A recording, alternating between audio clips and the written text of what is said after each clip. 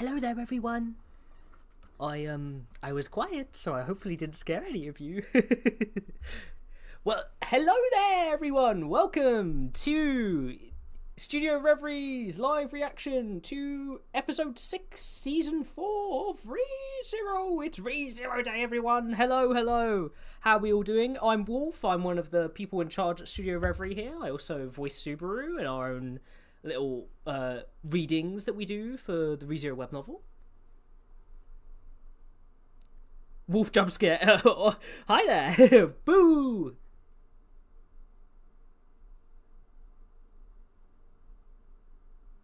This episode was your favourite so far. I've been anticipating this episode. Oh, yes, I should probably clarify. So, for everyone watching at home, this is an anime-only friendly stream until a certain point. At which point, we will let everyone know, and we'll give lots of time for anime-onlys or people that are not caught up to a specific point in the web novel that we will mention near the end here. But the majority of this stream is anime-only friendly, so you are all welcome.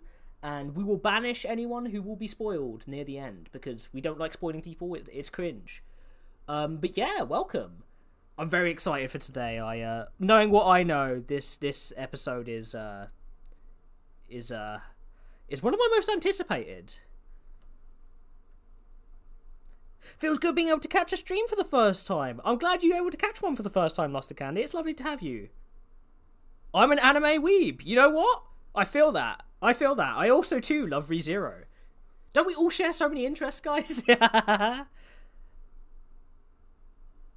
haven't watched it yet. Putting this on my second monitor, we'll be watching along together. Oh, that's awesome, Chronix. I hope you enjoy doing that.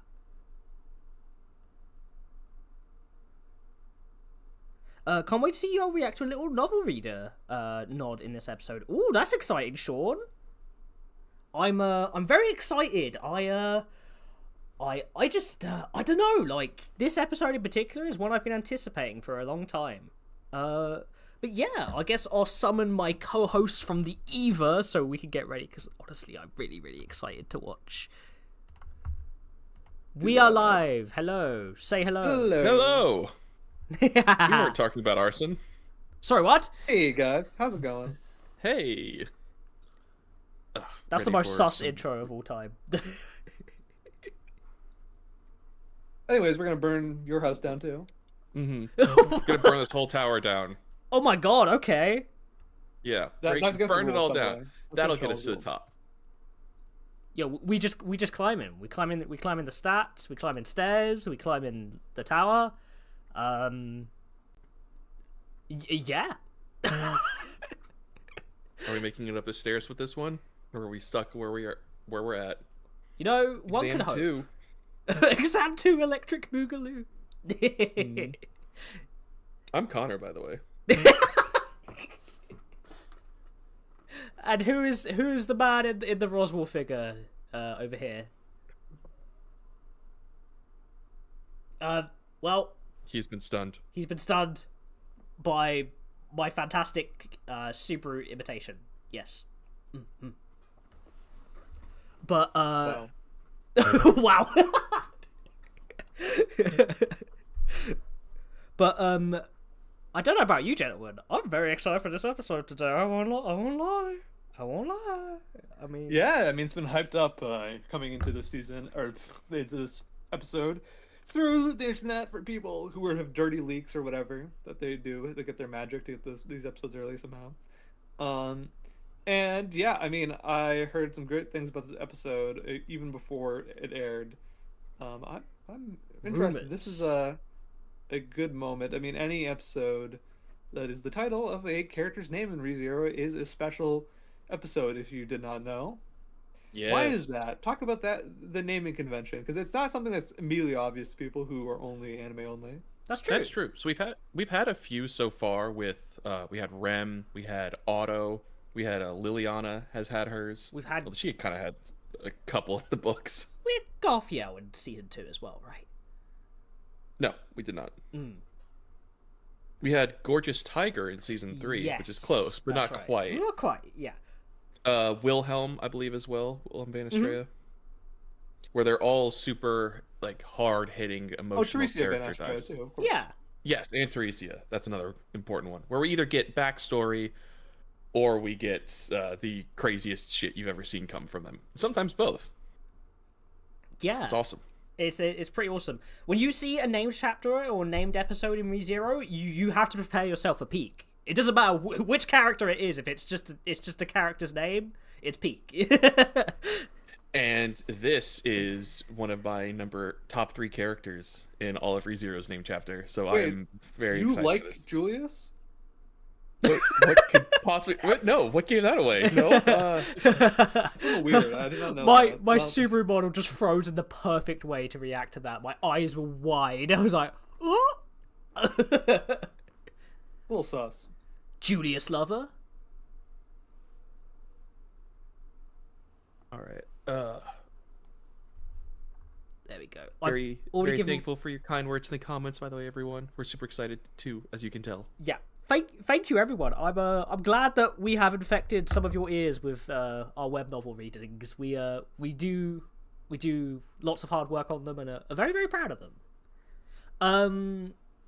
I've already given some prerequisites here, but I'll just mention it again in case any new viewers have come in. This is an anime-only friendly stream up until a certain point right near the end, in which we will give you lots of warning about spoilers, and this is also for any web novel readers that aren't caught up to a specific point in the web novel, which we will mention at that time. So, because getting spoiled is cringe, and we do hate doing it, so we're going to give you lots of forewarning, but for the most part, this stream is very anime-only friendly, so if you are anime-only, welcome in. Enjoy. I'm very excited to have you. In fact, of all of the opinions, of course I do really care about novel reader opinions, but I love to hear new, fresh, anime-only opinions about stuff. Because that's off the press. Yes, indeed.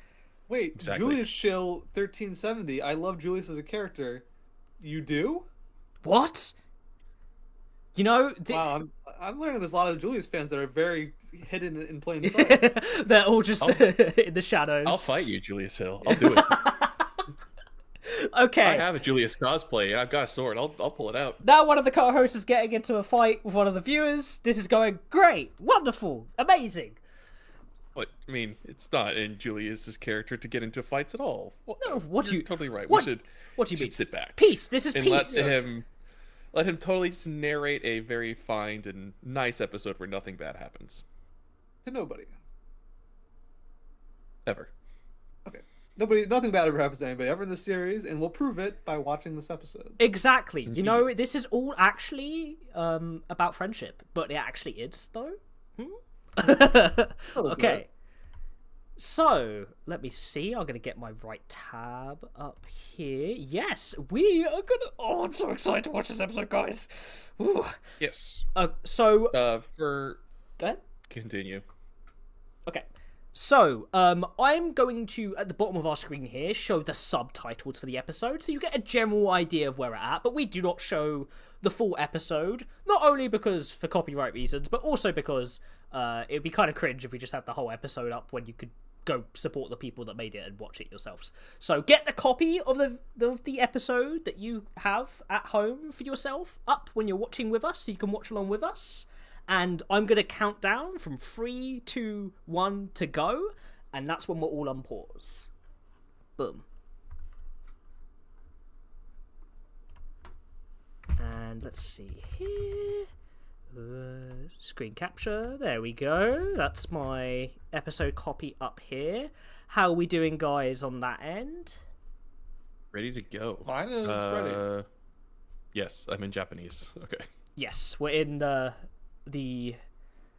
language that we watch the episodes in for the reactions.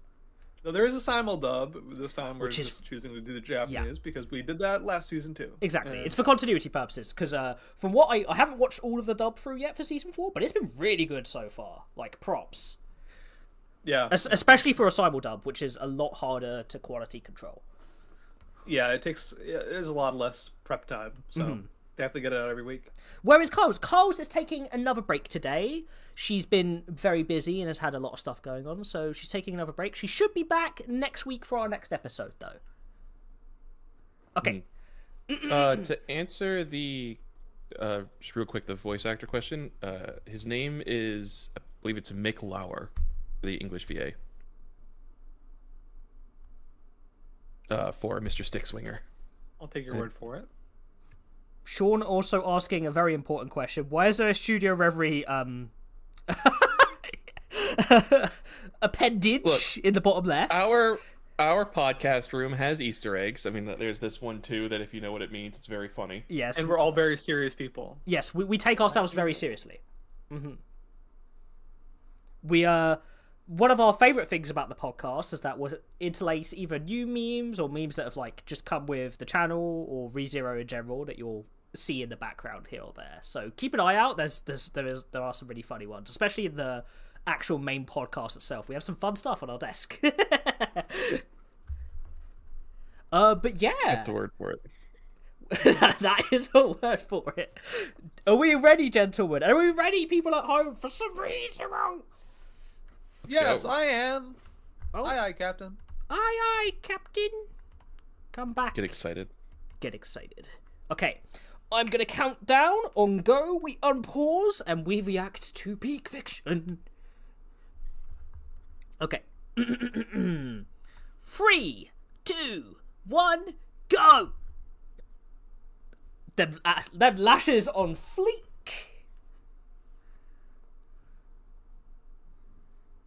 Oh no, not back to this scene.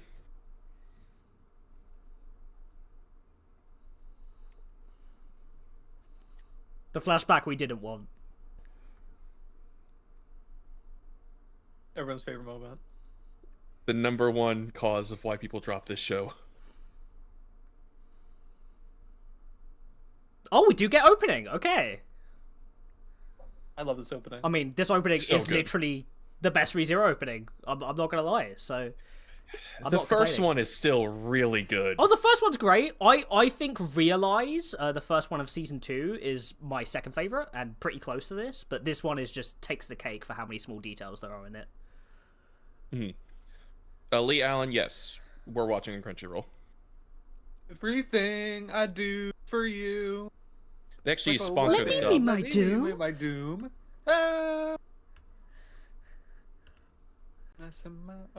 I've noticed this season that they do like a lot of this 3D panning around, where it's not actually in 3D, but they just spin around the character. It keeps like taking me off guard 'cause it's so good. Real.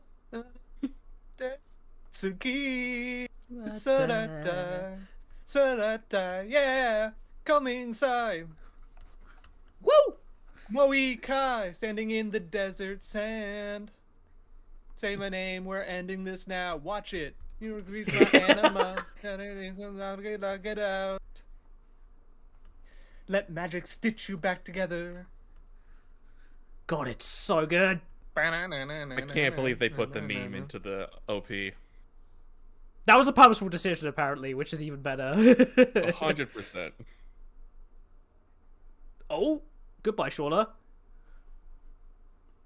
God, I love his voice acting so much. Mr. Stickswinger. Yo, he's walking.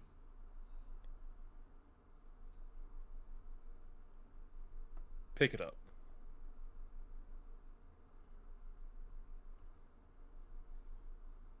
Oh, man, the sound design in this show is just so peak. Yeah, nobody said anything bad about sound design in the show ever.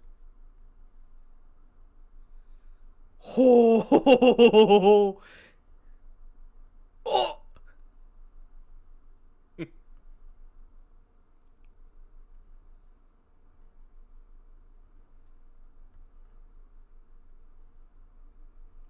Scratching his ass.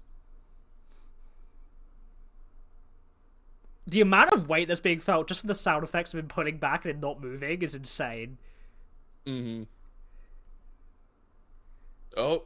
Oh! That was a hit, but it's a kick. And the muscles on his feet flexed. Not the Holy feet muscles. Another new Shit. track. Oh. Oh! Let's go! Oh! Why is it? Oh my It's God, so this is good. Oh, Jewel! Ooh, that 3D shot. Oh, that looks so Good. sick. Pardon? Pardon? G. Waldo. Ah, a little Itano circus. That's for the anime fans out there.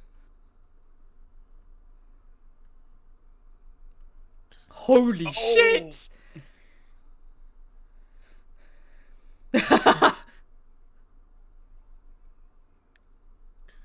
God, this is already so good. My back! Let me go!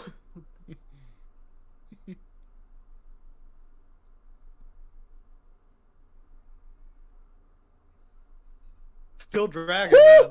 Oh, there he is. That's my goat! Nice try. Give him a kick back.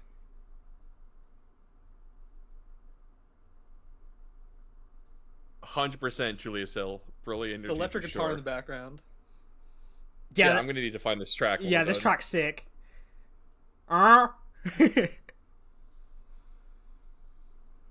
He's doing the same move again.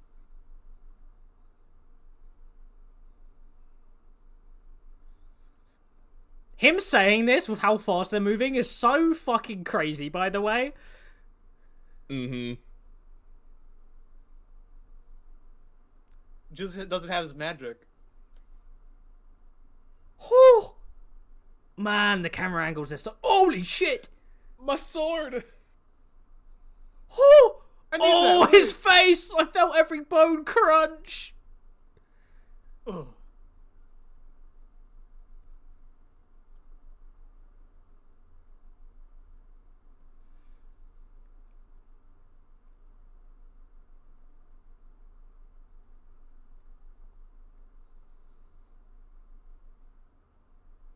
I just said it to sound cool.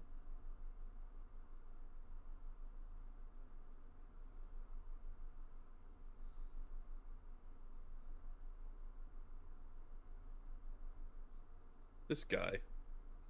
A bit of a creep. What a Just a bit. bag.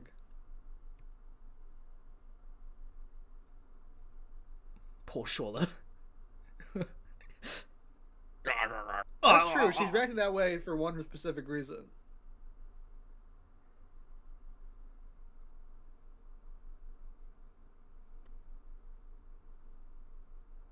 Dame? Oh, I love Amelia so much. The expression's really Tricia.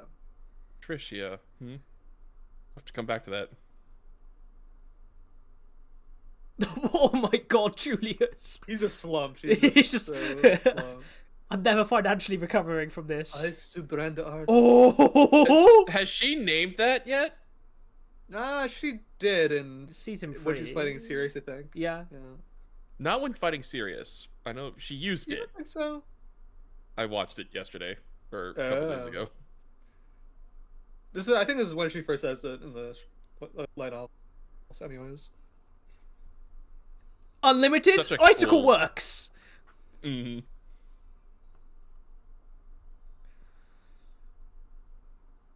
Oh man, the animation of the ice with the air around Ooh, it, the like background. the moisture. Oh my god. The background is 2D that time. Whew. Terrifying.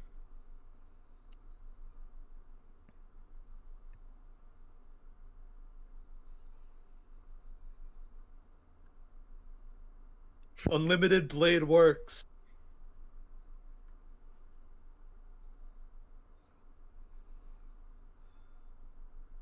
She's a multidisciplinary master. She's good at every weapon. Yeah, the police batons were unexpected. The Tonfas is what they're I am called. justice, Amelia says. Yeah. It's literally unlimited blade works. As is every cool sword power in modern anime now. Well, it's like we need a sword field so I can get all the swords out. Holy With his shit! teeth. Very reminiscent of Morgott as well. Whoo! Yes. The Oh! online movie does. Oh, I knew that Kill sound him. effect was coming. Kill him! Kill him! boing.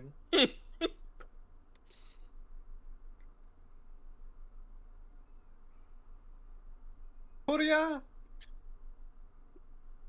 He literally got bonked for being horny. It's true.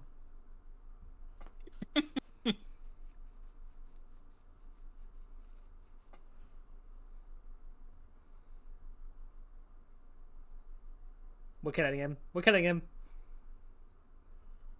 Kill. Kill. To the gallows! This guy's just not redeemable. What can I say?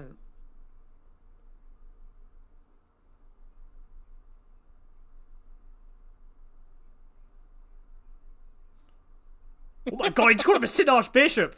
That's the biggest insult. Yeah.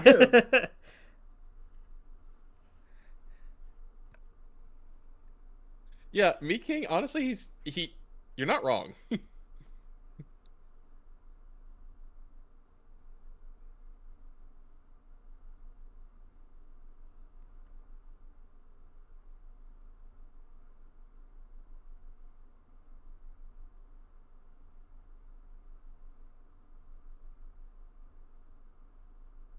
He's so prideful. Indeed.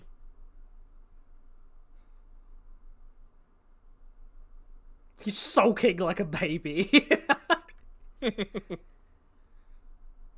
Ooh. Oh, wow! I could never envision how the stairs appeared in the scenes. It's good to have a Seeing this all finally visualized is kind of crazy, I won't lie, because a lot of this is just so up to interpretation, you know, until you actually see it. Well, yeah, like, the thing about Arc 6 is that it's all in such, like, a confined space that, like, the visual information's very limited. Mm-hmm.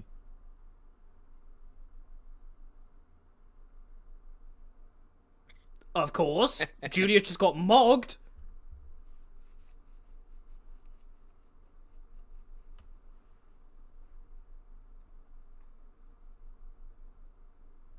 I thought you meant a different sleeping goat for a second. It can mean both. There's one right in the corner.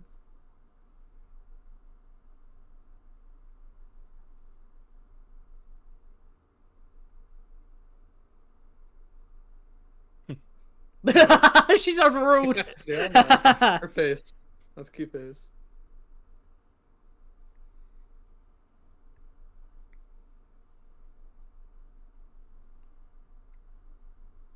I can't believe Julius is dead.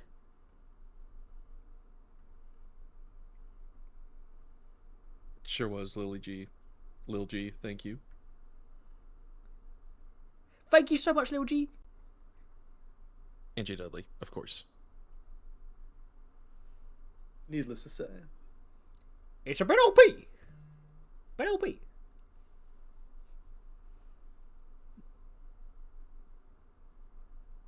Oh, the lore.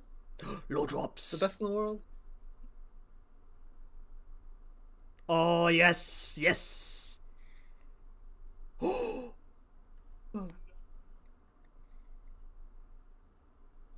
I'm squealing like a little girl right now. Oh my god! Oh my god! Yeah! Ah! There he is. The anime, they show them all. Oh my god! Oh my god! I was here! We will be discussing those in our spoiler section. Yeah.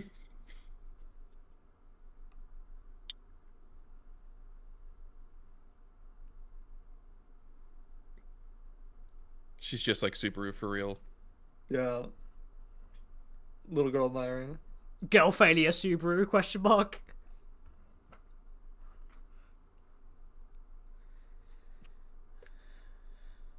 Yeah, people don't mutter like that in their sleep. Not usually.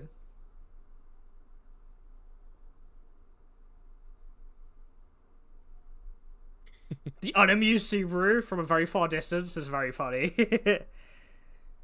Mm-hmm.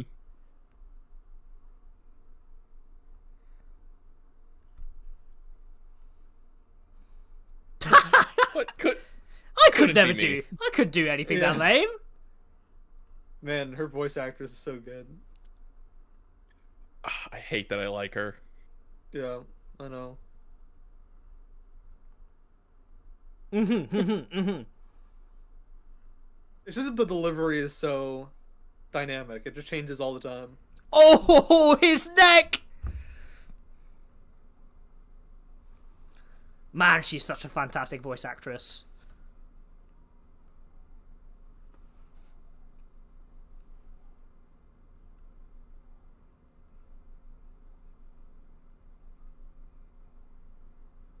That sounds like something he would do. Resurrected to fondle some boobs. Hi, Greenie. Raid. Yo, we're fighting Reinhardt's great granddaddy. Maybe too many greats, but close, yeah. I was waiting for you boys to say that. Yeah, I'm sorry. Bro left his broken sword behind? Come on. Nah, he's got a new one. Wasted no time.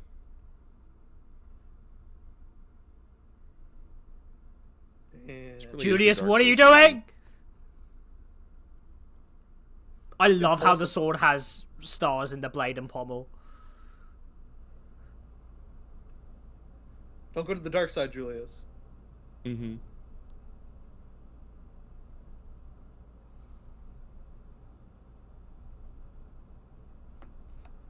Julius doing that with a sword that he does not have the balance of is really impressive, by the way. Nutshot. But... Yeah. Oh my god!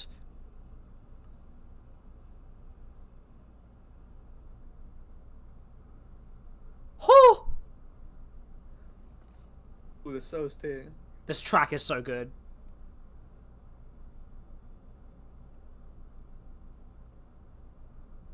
Three months, huh? 3 months. Oh! Oh, wow! Oh, that? Excuse me. What? Okay. That's interesting.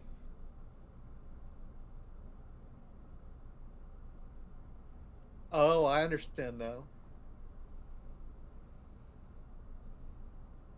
Oh! Oh! Julius!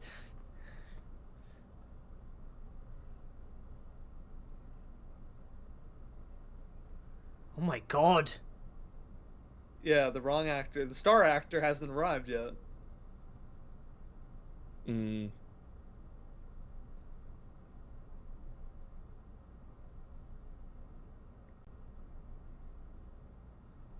Oh!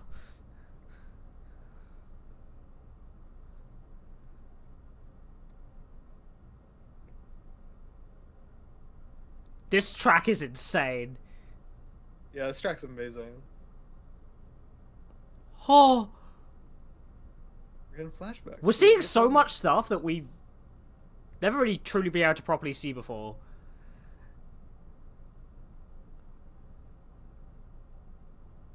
There's wow, that this 3D tracking I love.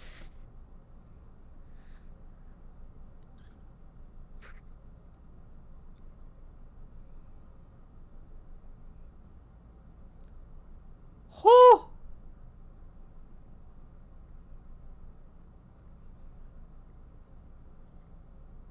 Chronic, they forgot about him because of gluttony. Mm-hmm. He explained this briefly on their way to the tower earlier. Oh! Oh my god. Shit. X? Skybar!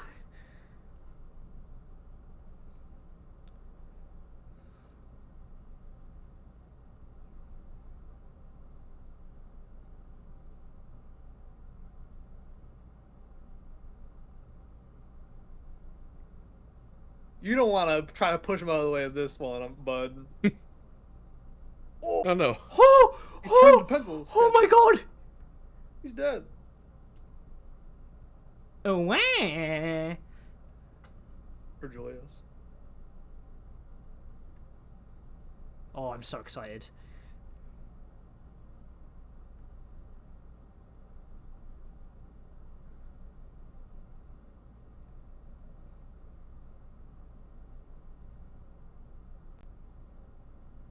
God, that was so great.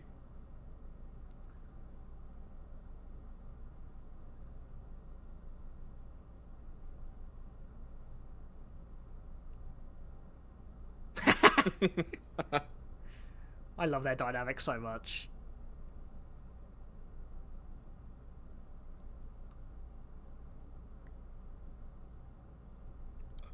Cloak's been stained. We ain't a white knight no longer.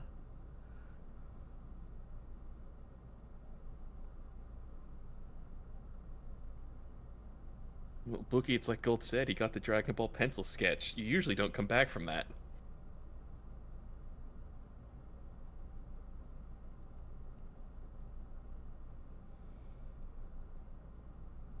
Stick swinger.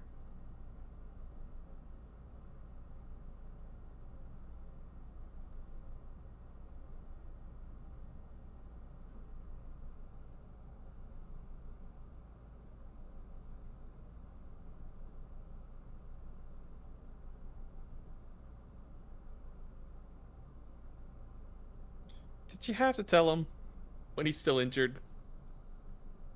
We gotta find out anyways. This is what he Could have. He would have been way more angry if he hid it from him until he was down.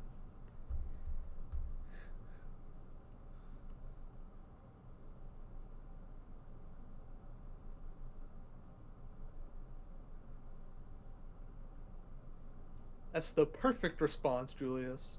Mm-hmm. Look, he's a mandatory boss, so we have to be able to beat him.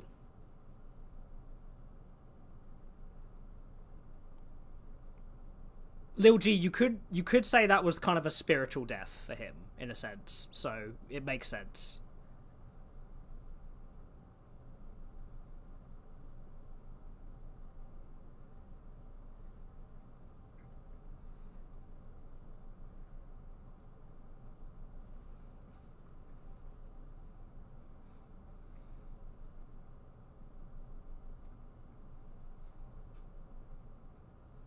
Both fall down the stairs. Super breaks his neck. They're back at the top of the stairs.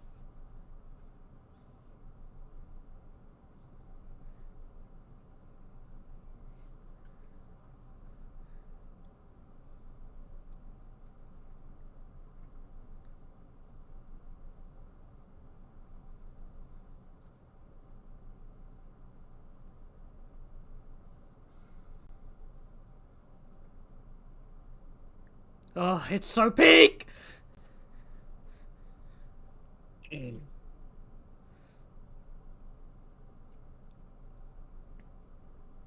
God, I love him so much.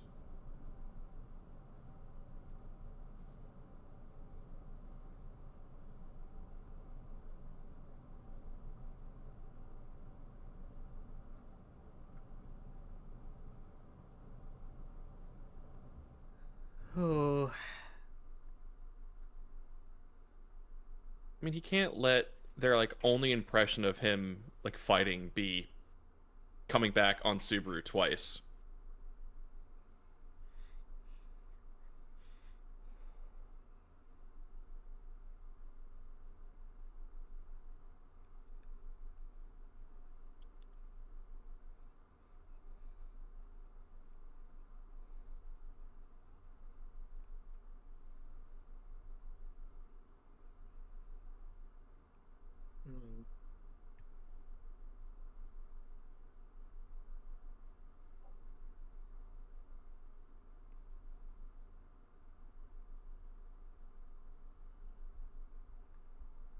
Ittori, there's going to be so much.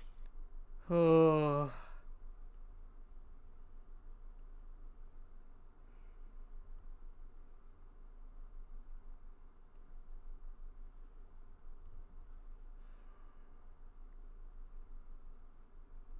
Back then, I was alone. That's what he wanted to say.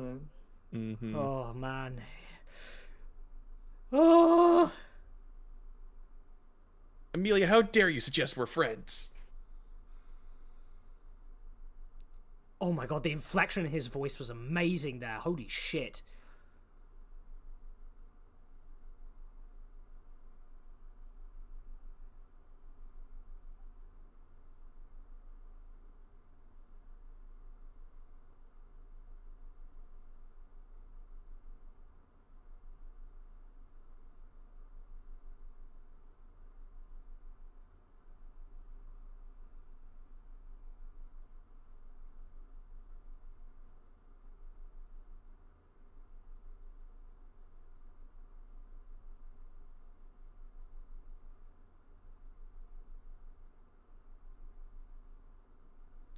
Oh. Chills.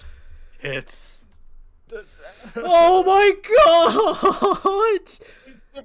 That's everything I ever wanted. It's okay. The show's over now, guys. We're good. Right, we can back it up. Yeah. Absolute perfect episode. I teared up at the end. I won't lie. Same. Yeah, me too. That was so good. Oh my god. There were so many new OSTs this episode, by the way, and they were all fucking fantastic. There was at least 5 that I can count on my hand, and they were amazing. But oh my god, the inflection that Julius's voice actor did near the end there when he said "I'm sorry" was some of the best voice acting I've ever heard. That was insane. Yeah. I mean, I liked the dynamic of the way they were talking. I mean, at the end, it was just like, you know, Subaru, like, as soon as Julius was, like, about to admit that he was, you know, what he actually felt, Subaru tells him to shut up, which is, like, such a guy thing to do, you know? Mm-hmm. It's like, you don't, I already understand, I don't want to hear you say it. It'll make me too, you know, sad. It's too vulnerable, you know? Yeah. Like, I can't allow that to happen, you know? We're both rivals. We can't, you know, there's a part of it that's kind of tragic there, but it's also very warm, right? Because they both understand where they all lie, that they're the same in this moment. And Subaru knows what it feels like to be in Julius's shoes. Mm-hmm. In a very way, this kind of episode shows you that they're both, you know, they're both adversaries to the same sort of fate. You know what I mean? They both have the same trajectory in a way, right? They're both self-made knights, you know? Yes, exactly. That they have this attitude about them of, like we see with him looking up to Reinhardt defeating someone that he was struggling to beat so easily at the same age, that there's someone above them that they look up to. Mm-hmm. And for Subaru, that was partly Julius, and I think here that's broken down and he sees them as equals now. Yeah. That they're in the same boat. He knows exactly what Julius is feeling right now because he's been through it. And in the same moments that Julius is remembering as, this is the time when you inspired me, this is the time when I felt inadequate to you, Julius. And you wonder back in season 1 why Julius has such a quick turn on Subaru. He has such a quick turn because you see him as somebody who's punishing him for his own insolence against the honor of all the knights, right? And then very quickly you see that he felt immense regret for doing so, right? And he also feels like it was a dishonorable thing to do. And this episode kind of very clearly paints a picture, subtly, I think. And now with new information that we got from this episode even, that the person who trained him how to use the sword was the same person in that courtroom who first yelled at Subaru, "You're disrespecting knights." Yes. So Julius felt like there's a responsibility to put up that mantle, you know? But he also respected it. As he said at the end, he was like, this is what I wanted to do my entire life. I feel the same way as Subaru did in that moment, but I was never able to express it. I think because Julius lives in a world of constraints, right? He lives in a world of expectations in the way I must live up to this, I must do this, I must become this. And for Subaru, he's lived in a world of expectations, and now he's trying to live in a world without them, you know? So even though a lot of his behavior in that moment was reprehensible, to Julius, I think that was the purest form of self-actualization for what he could, like, look into himself in that moment, you know? What he actually really wants, he wants to be able to beat Reinhardt on his own merits, but he would never admit that, you know? I think that's all he's ever wanted, but he feels guilty thinking that way because he knows Reinhardt. Reinhardt is his friend. And it's tough to, like, think about this idea of, as I said, Raid picked up his sword 3 months ago, right? He's already this good. There's a gulf between somebody like Julius, who's worked really hard his entire life. He's called a genius and stuff like that. But as we all know, he is actually a very hard worker. It's nothing to do with individual talent. It's that he's lived and embodied this ideal that he's felt like he can't live up to, like the heights that he wants to reach that he can't live up to. And yeah, that's a really nice goal because it's a sort of a shonen protagonist motivation, and it's one of those things that puts him at equality with Subaru in a lot of ways. You know what I mean? Yeah. Even with their goals being sort of similar, or the trajectories, I should say. Yeah, because in a world like this, Julius is more, at least to start as, a normal guy. He's got a power that makes it easy to make friends with spirits, but it doesn't make him more powerful or stronger or anything else. He's had to work for every step of the way that he's made. It's also because the nature of a relationship with a spirit is something that's very deep and personal. You have to have a certain level of emotional maturity to be able to make it work. And and they're both like, both him and Subaru have these relationship spirits, right? We can talk about the symbolism of that in a moment. Mm-hmm. But another thing about that is, both him and Subaru have literally the exact same positions and the exact same goals in their respective camps, right? They're both a knight to the person that they either love or admire, right? And we don't really know why Julius admires Anastasia yet, but we know exactly how Subaru admires Amelia, and they both sacrifice themselves. Like Julius sacrifices his own emotional desires and everything to put everybody above himself as the perfect knight, and Subaru, we see how much he sacrifices for his, for his love, his Amelia, the person that he wants to see succeed on the throne. It's something interesting. Also, thank you so much for the $20, by the way, Buki. We really appreciate it. We all do love Julius here. Buki. But yes. I think one thing that this episode really highlights, especially about Julius and Subaru's relationship, is on the surface, you'll see this very stereotypical, what is portrayed as a very toxic relationship between two men, right? But the reason why they talk this way is because this is how they've established their friendship, and it's their dynamic. And it's a very unique thing for some friends to do. But when that dynamic is established, it becomes, in its own way, a form of vulnerability. So when Julius is saying some of these things at the end here, Subaru is telling him to shut up, not because he doesn't want to hear what he's saying, but because he wants to reassure him that their relationship hasn't changed, right? Mm-hmm. He's doing... Even though, like, everyone else has forgotten you, I still remember the guy that beat the hell out of me exactly back at the beginning of our relationship. And that he can be friends with this guy, but also that... I mean, in some ways, I think it's also a bit of a brotherhood, right? But I think he's also willing to challenge Julius, and that Julius really needs that, because any time that he's been down in this season so far and Subaru has challenged him, it's reinvigorated him, right? It's brought him back to reality. Because ultimately Julius is in a really big moment of self-pity for, like, the first time in his life, truly, where he's allowed himself to even feel a glimpse of that. And he's feeling ashamed because of it, right? Mm-hmm.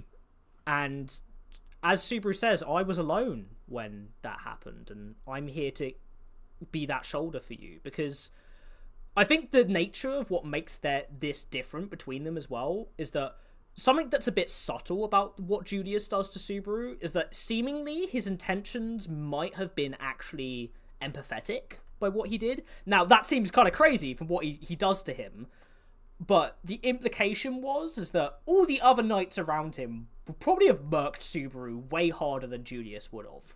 And what Julius was doing was basically trying to protect Subaru by what he did. What Reed just did to Julius completely broke him down on, like, a spiritual identity level, Not only is this one of Julius's childhood heroes that he's looked up to, that he wants to emulate, that he wants to become, so he can live up to his Fred Reinhard and be that peer to him, not his, like, subordinate in that sense, right? But... yeah. He doesn't get that empathy, so it's really important that Subaru is there in that moment to give that empathy to him, to be that friend that you can lean on, and to show that, yeah, like, we're not perfectly the same, but we've gone through a lot of similar things, and that shared bond that we have allows us to be stronger together. It is. There's an aspect of Julius that Reed is, like, really hitting on in this fight as well, of this, like, prim and proper knight that he's always been raised up to be. Mm-hmm. And that he's falling back on it even as it's failing to work for him in their battle here, saying, like, there's nothing that you're doing right now that's going to change the way that this is happening. You're still doing it. It's not even good enough to be, like, a follower of mine. Even if you talk all prim and proper normally, you're not fighting your own way. And then we kind of hit into the flashback that he was trained by someone so steeped in tradition and everything else that he's, like, against Subaru, he's against Amelia, he's just kind of like your stereotypical hyper conservative, isn't willing to accept any, like, concept of change at all. Whereas, like, not even, like, traditional things like Julius himself is, but, like, locked in this concept of I know the right way and it's this way. It's really interesting now that you put it like that too, because a lot of characters lean either as in very progressive characters or hyper conservative characters in ReZero that we've seen so far, right? But Julius is one of the few that's kind of stuck and locked between, where his ideals are very progressive, but he's a man steeped in tradition and the value that brings to himself and his identity. Whatever remains of it, at least. Yeah, after this. Like, as kind of got brought up during part of the episode, like, his spirits aren't with him anymore. He doesn't have those relationships. There is a brother that he can remember training with someone younger than him, it seems, but he can't remember their face. Which is such a big part of his life that he's lost. But not only that, I guess the name he's made for himself, right? His name as a knight. Yeah, it's gone. Yeah, his name is literally gone. Also, that's actually a great point, right? Because not only was his little brother his motivation, his brother admires him, and it affirms his struggle. Like, he's the only other person that knows Julius's true, path and how much he's been on. Without that, Julius doesn't have anybody really giving him that mental understanding that he has walked this path and somebody understands and respects that, right? Then there's the part of it which nobody knows who he is, so nobody has any preconceptions of his values and his chivalry and how well he's conducted himself and all the successful missions he's run or anything like that. The third one is the fact that, as a knight, Reed immediately says that is all facsimile. Like, that's not actually what you want, Julius. What you want is to be respected. What you want is to be, standing as the pillar of all the ideals that you hold, as good. You want to prove to people that somebody that's not, immensely strong or talented or comes from nobility can be the best knight in the kingdom. Like, that's what Raid actually exposes, and it makes him into an animal. Julius doesn't really have too many tactics that he does this entire time. He doesn't really think twice about going back in and getting himself beaten up. It's all a matter of his identity, his ego, right? All this is what he's trying to challenge. Something he has to prove for himself. I mean, as someone who has lost almost everything about himself, which is why it's also so important that Subaru is that last connective tissue that he needs to get through this moment. But just that he is he was already kind of lost, and I feel like in a sense perhaps he felt himself that he was shallow, which is there's a moment in season 3 we get where Subaru tells him he can take off his armor and leave his heart bare. Just let Julie be there for a bit. Because ultimately Julius believes he shouldn't be himself. He should be Julius JUUKULIUS, the greatest of knights, because that's his title, the greatest of knights, the perfect knight. The perfect knight. He even from a reputational standpoint, because everyone knows who the Sword Saint is, Julius has earned something that the Sword Saint could never naturally earn, and that's something really special. And not only has he lost that, but he's also in a sense, because he's lost that, he's maybe almost reflecting that, was I shallow in feeling this way? And I think what ultimately Subaru is trying to teach Julius is that it doesn't have to be Julie becomes Julius JUUKULIUS. Julie is a part of Julius JUUKULIUS, right? Yes, and he's the part that Subaru likes better, too. The one that's open with him. Exactly. Is more willing to, drop his guard and be real with him. Because when Julius is acting like that perfect knight, that one that bows before Emilia and kisses her hand because she's part of the royal candidates, and it's his, sacred duty to show her, flower and respect and flattery, he gets enraged seeing stuff like that. He hates it for a multitude of reasons, but part of it is it's fake. And as someone who is very used to and experienced with putting up that fake face, Subaru sees right through it, and he hates himself for doing it. He hates Julius for doing it too. So when he is, as Julius says, riding that momentum and being as raw and direct as possible, of just being open and honest about his feelings for Emilia, as inappropriate as it was, it is showing Julius something that he may have lost in himself up until then, but almost yearns enough for himself to inspire him. Exactly. And that's such a fascinating and well-written way to like add an extra layer to their dynamic that I think a lot of people before this episode wouldn't have realized about before, right? Mm-hmm. All right. Is there any other parts of the lore and such that we want to talk about for this episode? We got a few bits that we can probably touch on for our anime only audience here. Mm-hmm. We learned that there are considered to be 4 of the 4 strongest people in the world, and 1 is assigned to like each nation. Is how like culturally it's understood. Well, it's 4 countries. That's also a lore draw. Yeah, 4 countries. Mm-hmm. Where we have the Kingdom of Lagunica. Mm-hmm. How do they describe it here? The Empire of Wallachia. Holy Kingdom. The Holy Kingdom of Gisteko. Mm-hmm. And the city-states of Kararagi. Each having their own character that stands at the same level of power as Reinhard, allegedly. That's right. Allegedly. Stronger than Reinhard. Though, I mean, Reinhard's very strong, so who knows if they're actually as strong as him. Mm-hmm. Mm-hmm. But you can't imagine that. Kind of breaks it's unimaginable. rules. Yeah. It's unimaginable. It's really cool that we're getting this extra world-building stuff. But also the way they visualized it. We'll talk about this a bit more later, but wow, is it cool? Like, even as an anime only, like, it's just like, wow, these people are kind of sick looking. Like, this aura farming, you know? Yeah.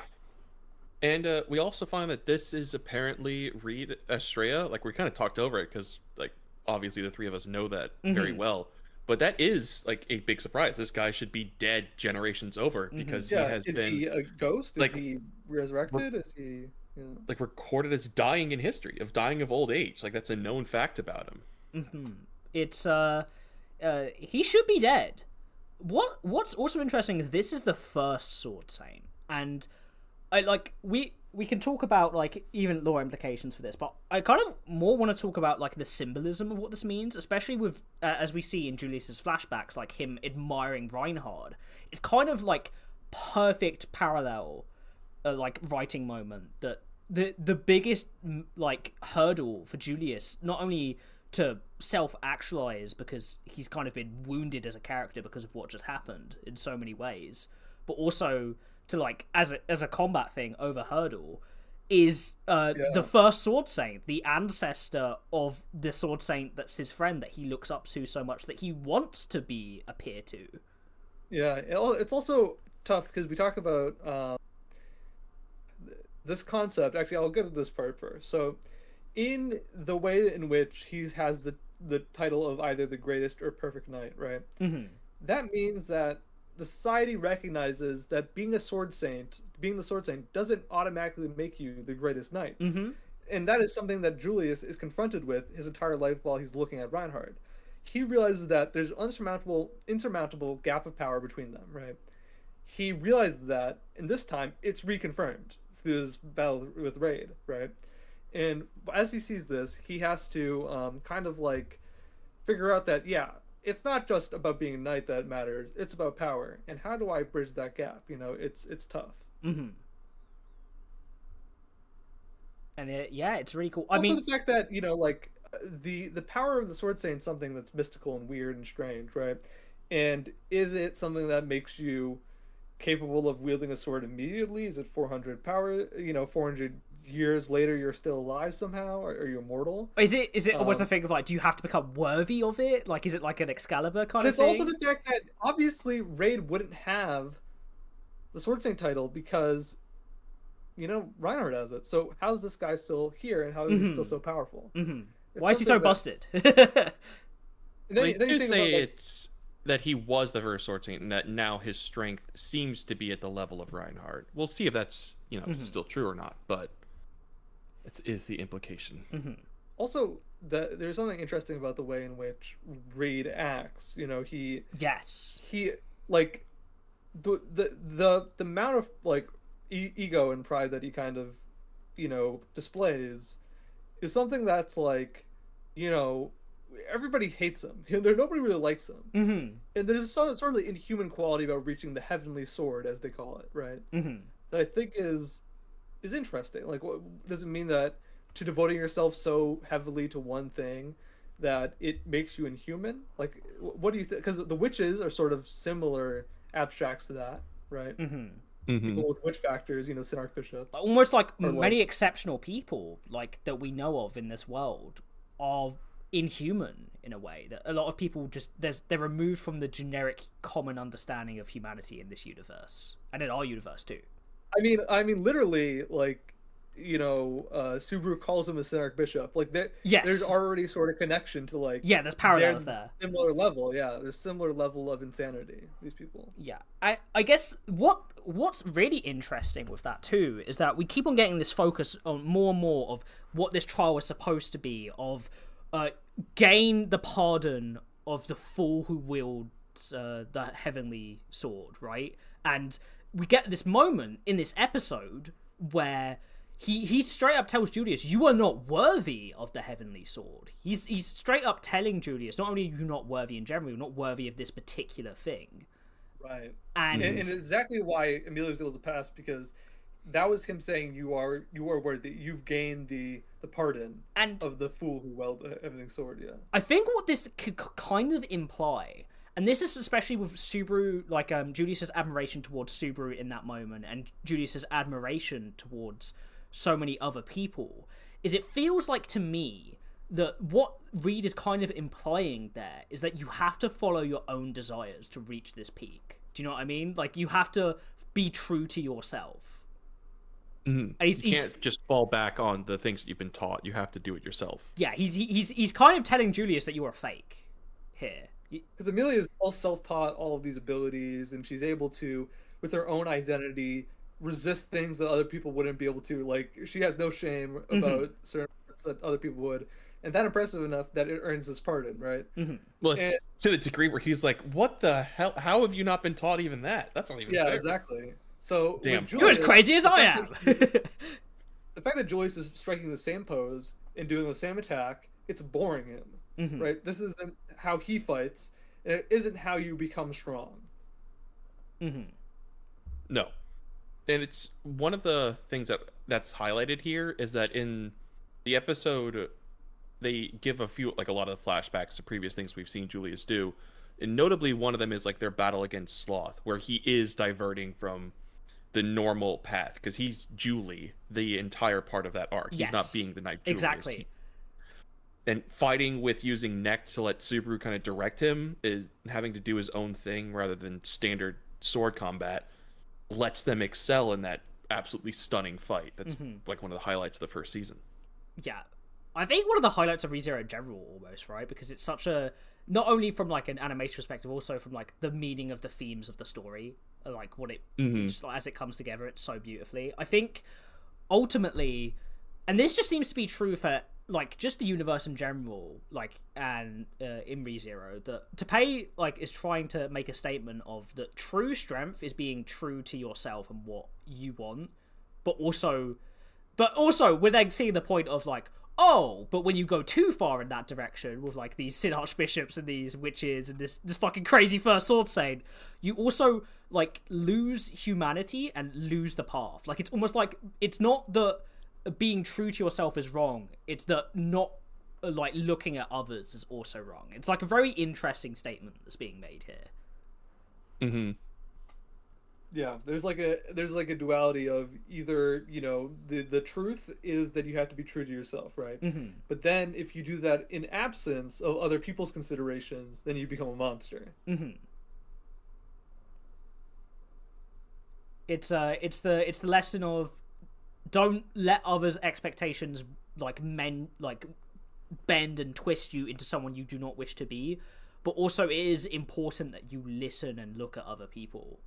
Because life solitarily like that is not only really sad, but also dangerous, because you're losing what makes humanity, which is community and the communal aspect of living together and building relationships.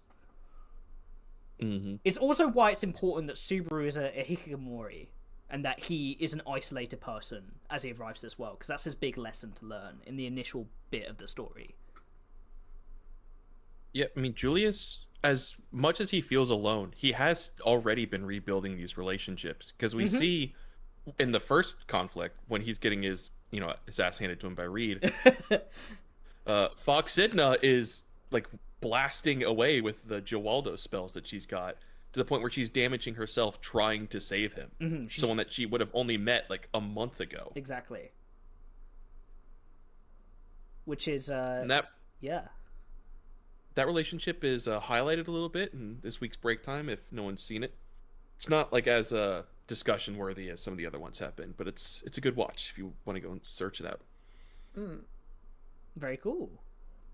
Yeah, Might have to give it a watch after the stream. Anything else that we want to bring up or talk about for anime only friendly side? No, I think we did a good job of that. I think we covered all our bases.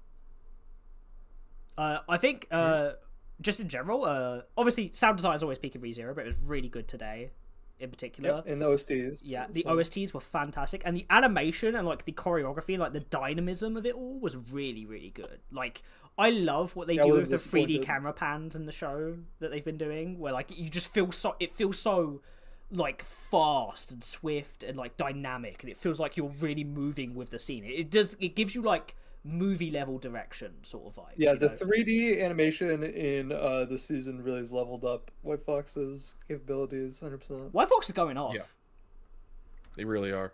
This is easily, for me at least, and probably for others, this is the best episode of the season so far. We'll have to wait and see if that changes. Yeah. But this is best episode so far, honestly. Yeah. Emotionally, at least. I mean, obviously, there was the episode in the episode 3? The Underground. Yeah. That also is a top contender. It is a good episode. I'm Julius Stan, so this is gonna top it for me, at least for now. All right. I guess with that, we'll say goodbye to our anime onlys for this week. We will see you next week. Bye-bye, for more ReZero. anime onlys. Thank you so much for coming along with us and watching, but please, please, please click off now, because we will be talking about future content spoilers that we do not want to ruin for you. So this is your very long-winded warning about it, because I'm going to keep going on about it for a little bit to give you some extra time to click off. But there you go. In terms of anime onlys, novel readers around, should we say to the end of Arc 9 would be our best bet here? Or... Sure. Probably. I don't think we'll need to fully go there. End of Arc 9's safe. Can you pin that comment real quick, Wolf? Of course I can. There we go. Let me just load this up quickly. Give everyone a bit of extra time as well. And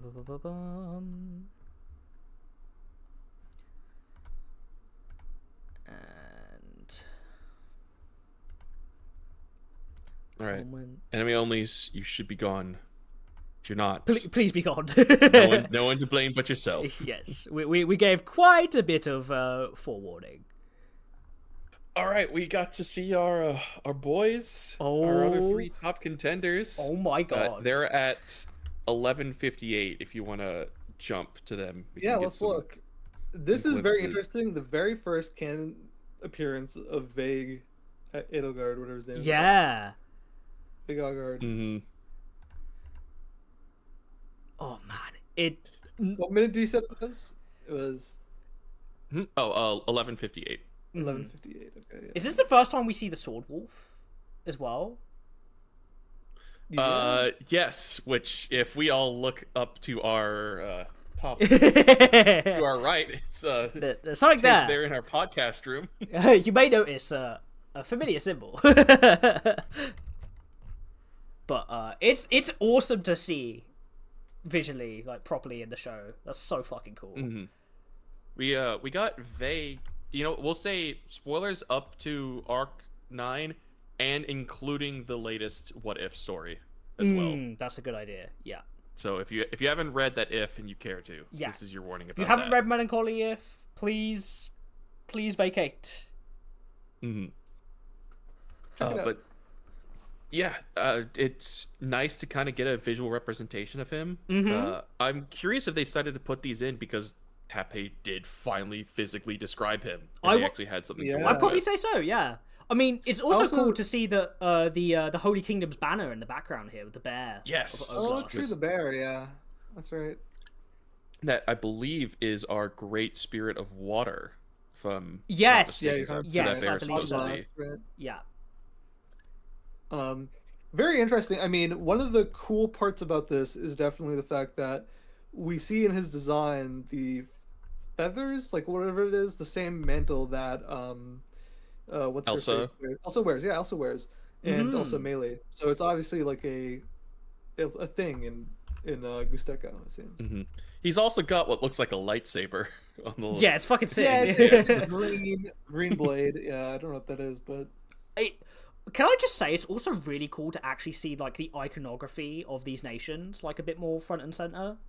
Like it is. We get to see the sword wolf, we get to see the banner of the royal family of Gusteko and the Kararagi symbol. Also, my boy, the Admirer, with his shadow, looking sick as shit. yeah. The Kararagi symbol is also like really interesting because it's like the whole thing is just one fox or cat curled around with a bunch of like little Japanese like chibi cats on the bottom. Yeah, little kittens, and then a blooming tree. Mm-hmm. And let's say it's tree or flower, right? It could be flower, it could be a tree. Something sprouting, which is interesting because I guess it's supposed to. Who's that supposed to represent? Is it supposed to represent? It's not Zarestia, but it's also not the waterfalls. It's probably Hoshin. It's supposed to represent Hoshin. It's got some connection to him. It would represent Hoshin. I feel like maybe the cat might represent Echidna potentially. Yeah, of course. Well, it's about Puck somewhat, and like all the animal spirits that she leaves or like whatever. Who knows? They did. There's also a lot of Echidna spirit in Kararagi, so that's entirely possible. I mean, there's also a lot of what's I should say like beastkin in Kararagi. Yes, yes, there is. This also adds an element that talks about like the vibes of Kararagi itself, which is very much like when you see like this mother cat protecting these kittens. These are independent city states that are kind of unified in their like foreign policy in a sense. So they're like a confederacy. Exactly, basically. they're like a federation. A trade federation, perhaps. But and then our boy Hannibal, who is my number one of our 4 top fighters in the world. I love this crazy man. ninja wolf. Yeah. It's kind of great. Also, the detail of his shadow just being pure purple on the floor, covering over like the main symbol for Kararagi here, is really cool. I really like that. Like. This also reminds me of his exact pose in one of the light novel illustrations, I believe. Yeah. Yes. He has his hand inside of his robe. Well, because he doesn't use the sleeves because it's got like tricks and everything hidden up them. Because he's a ninja. Love me some Hannibal. This is so. I'm not gonna lie. I was squealing like a little girl in my brain. I had to really pull myself back to not squeal.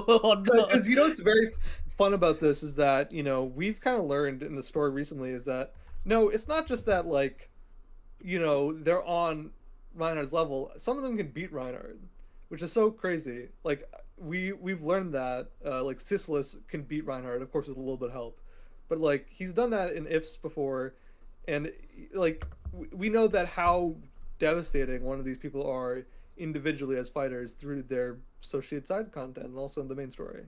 So it's pretty great seeing them here. They are really big parts of the world building, I believe, and I think it's probably one of the first times, I mean, literally is the first time that, like anime onlys would see this and be like, oh, there's like more countries out there in the world. Well, we've heard of these other countries. We haven't had a wider context as to their sort of vibes in the show, really, so far. Apart from Wallachia. It's the first time they're focusing on them at all. Yeah. Well, like we've heard whisperings through the grapevine, right? But we've not got the idea that this is a cultural idea of the strongest of each nation just adds so much, I think, especially for like an anime watcher in general, of like, yo, that's sick. That's a crazy cool concept, right? Yeah, you get excited for what's to come. Like one thing when you're trapped in one space is to make sure that the world outside of it seems expanding. And this is a good way visually because of these character designs and also the concept of them being strong as Reinhardt, even if it's not necessarily emphasized in the... power. It's emphasized Yeah, it's not emphasized exactly how they're doing it, but it's interesting. It's or any anecdotes about them or anything like that. It's almost not even equal to power. It's like they are the Reinhard of their nation. You know, like they are the person you call. You know, they are. But the other nations don't have like a Hannibal law or a they Ceci don't, law because Reinhard is just that built different. Yeah. And it's, as Beatrice says, he is literally the definition of different in this world. What's really cool is just if you think about it now, especially with the more recent like all of these characters have also been like big major protagonist characters in the ifs now as well. Yeah, and it kind of that's true. It kind of makes you feel like kind of interesting to see that all of these amazingly badass and strong people are just in Subaru's orbit. From like a fated sense. Like, it's really cool. He attracts this kind of shit around to him. Yeah. Eventually, and that's not necessarily a good thing. Yeah. Now that Big Adgard is like in a side story, I feel like his included in the main story is imminent. I don't know how, but it's gonna happen. Well, obviously the marriage deal that was meant to be between Lagunica and Geseko failed. So that alliance is dead, and thus he's going to invade in Arc 10. Yeah, and we're gonna get a crusade. Holy Geseko crusade. Real villain. Oh yeah, sure. So, real quick, in Julius's flashback, do we know the name of this former knight noble that's training him and that Reinhard beats up? I know. Bariel. I was about to say, I know this isn't supposed to be. Kurt, I think. Yes, I think you're right. Yeah, I was about to say, I know it isn't supposed to be, but it really did look like Leap Bariel to me. Yeah, his name is Rickard Hoffman, and one of the things is that he's the person who like calls out Subaru, right? And that's an like the fact that he's the one who trained Julius, of course, and then, as I said before, it's like he's sticking up as the knight that Rickard is like saying, you're disrespecting the knights, right? It's like he has some sort of protective instinct over him, you know what I mean, or some appreciation. I feel like I've heard, or he learns the. Yeah. I feel like I've heard the name Hoffman before at some point in the story. Well, he's in the recent arc as well a little bit. I think. He's come up so far. Yeah. It's interesting. Yeah, that's really interesting. I think also, like, obviously they're gonna try and adapt stuff now, but I think this as an overall like encouragement of us seeing future ReZero content is way more viable if we're actually getting this stuff, Yeah, it is. It means that the character artist has taken in people that would be there in season 5, maybe season 6, unclear. If I were them, I'd probably just put it all into one season and just have loads of cores. 4-core season. Yeah, let's do the thing that the Slime Show is doing, where it's like 48 episodes a season. I won't Dr. complain. Stone's on episode 30 of their current season.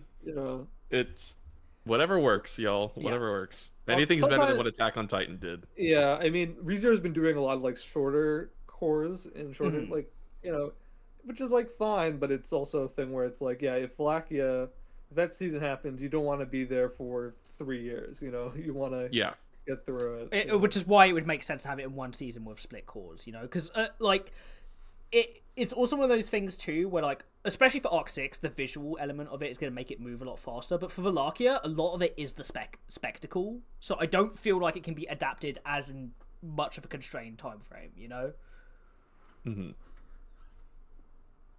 We'll have to wait and see. I just learned something crazy. Thank you, ReZero Wiki, for spoiling me again. Oh no. Nope, unfortunate. That's another casualty in our midst. I feel like we have to catch up to more recent stuff soon. Podcast stuff for the viewers. But we got some podcasts in the works. Yeah, we got some podcasts cooking, but this, I think, is a great place to end because I will say, favorite episode of the season so far. Like, I love episode 3 and it's great, but I don't know, this feel, not only do I love Julius, but this fits the themes of the story so well, and the way they adapted it just felt so good. Like, it was. Oh my god, this is going to be on my random episode rewatch ones. Hell yeah! Like a lot of the name chapters are. Yes, as they should be. I mean, there's probably only one episode that's going to top this, right? Oh, With, yeah. You're an Amazing Guy, Natsuki Subaru. episode title Natsuki Subaru and Natsuki Subaru, but spell it with 2 different kinds of characters. One is golden. That might top it, but it depends on how much of the episode is that scene. Mm-hmm.